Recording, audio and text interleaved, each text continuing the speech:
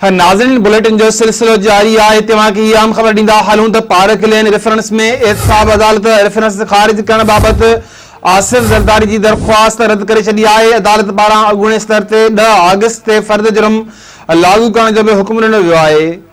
एहतसाब अदालत में अॻूणे स्तर आसिफ ज़रदारी पारां रेफरंस खारिज करण ऐं रेफरंस बाबत अदालती अख्तियारनि के हवाले सां ॿ धार दरख्वास्तूं दाख़िल कराई वयूं हुयूं, जेकी अदालत रद्द करे छॾियूं। अदालत पारां 10 अगस्त ते अॻूणे सदर आसिफ अली ज़रदारी मथां फर्द जुर्म लागू करण जो हुक्म जारी कयो वियो आहे। एहतसाब अदालत जे जज आज़म खान आसिफ ज़रदारी जे ॿिन्ही दरख्वास्तनि बाबति फ़ैसिलो ॿुधाए छॾियो आहे। अदालत चयो आहे त लिखत वारो फ़ैसिलो बि अॼु जारी कयो वेंदो, जंहिं में ज़रूरी हिदायतूं पिणु ॾिनियूं वेंदियूं।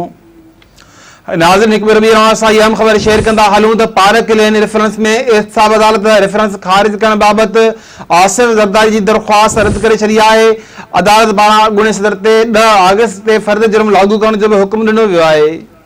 एहतसाब अदालत में अॻूणे सदर आसिफ ज़रदारी पारां रेफरंस खारिज करण ऐं रेफरंस बाबति अदालती अख्तियारनि के हवाले सां ॿ धार दरख्वास्तूं दाख़िल कराई वयूं हुयूं, जेकी अदालत रद्द करे छॾियूं।